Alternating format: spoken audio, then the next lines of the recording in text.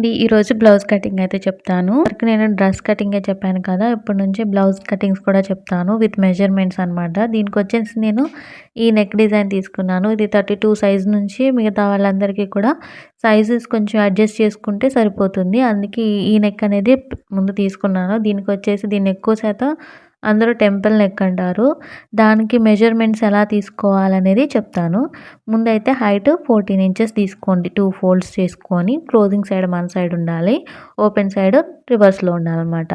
14 side closing side ఇట్లా పెట్టుకొని 14కి పైన కింద ఖర్చులు తీసేసుకున్న తర్వాత మనకి షోల్డర్ ఎంత కావాలి దీనికొచ్చేసి ముందు ఎక్కువ శాతం 32 సైజు బ్లౌజులకైతే మనం 5 ½ నుంచి 6 మధ్యలో తీసుకుంటాం అనమాట. చెస్ట్ ఎక్కువ ఉన్న వాళ్ళని బట్టి.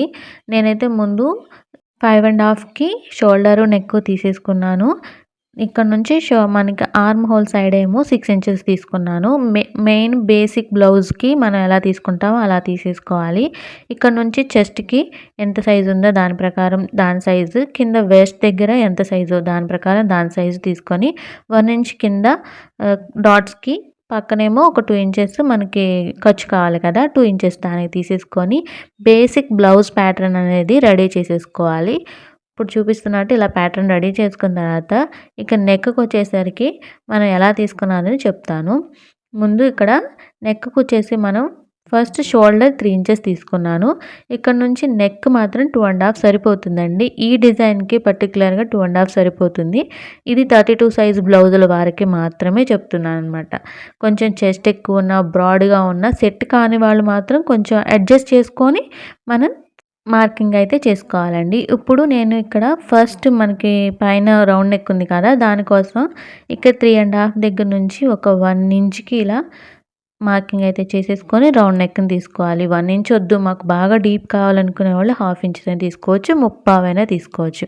ఇక్కడ పైన 3 ½ అయిపోయిన తర్వాత ఇక్కడ నుంచి మనకి డీప్ ఎంత కావాలి కొంతమంది 9 ఇంచెస్ తీసుకుంటారు. కొంతమంది 10 ఇంచెస్ దాకా తీసుకుంటారు. బాగా ఫుల్ డీప్ కావాలనుకునే వాళ్ళు.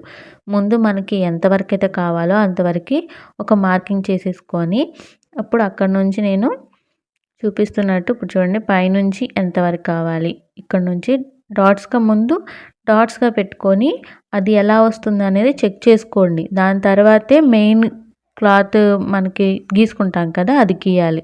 స్టార్టింగే ముందే తీసేసుకున్నారంటే మనకి అక్కడ రఫ్ అయిపోతుందనమాట. ఇప్పుడు కింద కూడా మనకి డౌన్ 2 ½ కావాలా? అక్కడ కూడా విడ్త్ ఎక్కువ కావాలా అనేది చెక్ చేసుకోండి. ఇక్కడ మనకి నెక్ సైజు 14 ఉంది కదా! 4 కావాలా? నెక్ కింద అనేది 4 కావాలా? బాగా డీప్ కావాలనుకున్నోళ్ళు 3 కావాలా? అనేది చెక్ చేసుకొని తర్వాతే అది తీసుకోవాలి. ఇలా డీప్ ఎక్కువ ఉన్న వాళ్ళకి అవి భుజాలు జారకుండా ఉండడానికి 2 ½ తీసుకోవాలండి. భుజాలు జారే వాళ్ళకి మాత్రం మనకి నెక్ సైజ్ అనేది చాలా తగ్గించుకోవాలి. 2, 2.5, 2.15 అంతకు మించి ఇంకెక్కువ అసలు తీసుకోకూడదు. ఓకేనా? ఇక్కడ నుంచి ఇప్పుడు పైన రౌండ్ నెక్ నుంచి కిందకి ఒక 1/2 ఇంచ్ అనేది వదులుకోవాలన్నమాట. అక్కడ మనం ఈ బందులు పెట్టుకుంటాం కదా! ఉక్స్ కాజా పట్టి కానీ బందులు కానీ అక్కడ పెట్టుకోవడానికి అక్కడ ఒక 1/2 ఇంచ్ అనేది వదులుకుంటే మనకేంటంటే నెక్ అనేది అక్కడ సెటిల్ అయిపోతది. లేకపోతే ఏంటంటే బ్రాడ్ అయిపోతది. లేకపోతే విడిపోతదనమాట. మనకి అక్కడ టైట్ అయిపోతది. అక్కడ మాత్రం మనం కట్ అనేది పెట్టుకోవాలి. ఓకేనా?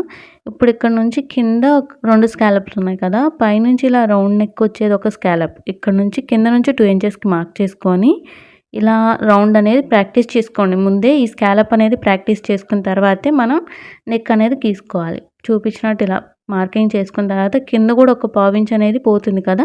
అక్కడికి ఇలా డాట్స్ మార్కింగ్ చేసుకొని నెక్ అయితే ముందు షేప్ గీసేసుకోండి. ఇలా గీసుకున్న తర్వాత సైడ్ ఉంటుంది కదా! మనకి ఆర్మ్ హోల్ సైడ్ అక్కడ ఒక 1 ఇంచ్‌కి ఇలా రౌండ్ తీసేసుకుంటే 32 సైజ్ బ్లౌజుల వరకి మనకి ఈ నెక్ మార్కింగ్‌కి మెజర్‌మెంట్స్ క్లియర్‌గా ఉంటాయండి. మీరు యాజ్ ఇట్ ఈజ్ ఇలా చేసినా మీకు నెక్ అనేది సూపర్‌గా వస్తుంది. ఇప్పుడు ఇదే నెక్‌ని నేను నార్మల్‌గా అసలు మనం కట్ చేస్తే ఎలా వస్తుంది అనేది చెప్పడానికి ఇలా రఫ్‌గా ఒక డయాగ్రామ్‌లాగా గీసి చూపిస్తున్నాను చూడండి. సింపుల్‌గా ఒక నెక్ అనేది డ్రా చేసేసి రౌండ్ నెక్.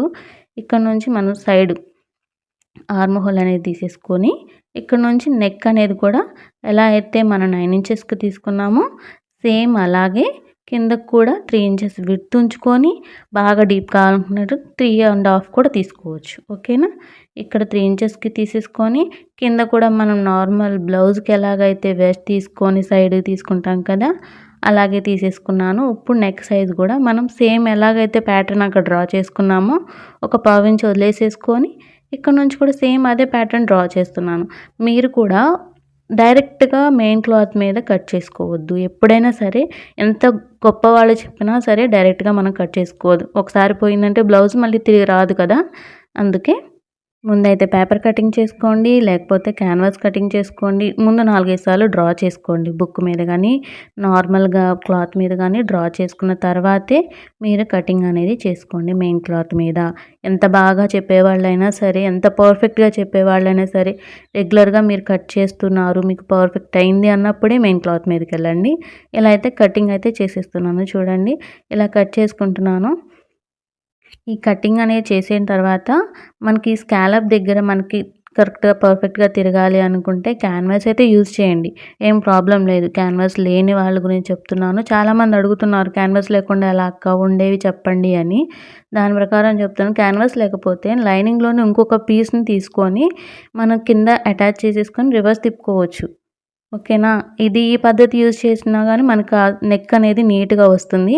ముందైతే ఈ టెంపుల్ డిజైన్‌ని లైనింగ్ పెట్టేసి రివర్స్ తిప్పిన తర్వాత పైన ఉంటుంది కదా క్లాత్ మనకి రౌండ్ నెక్. ఆ రౌండ్ నెక్‌కి నార్మల్‌గా అయినా మనం ఎక్స్‌ట్రా క్లాత్ ఏసి మెడపట్టి దించుకుంటాం కదా! అలా దించుకోవచ్చు. లేకపోతే పైపింగ్ చేసుకోండి. ఇదైతే నచ్చిందనుకుంటున్నాను. నచ్చితే మన ఛానల్‌ని సబ్స్క్రైబ్ చేసుకోండి.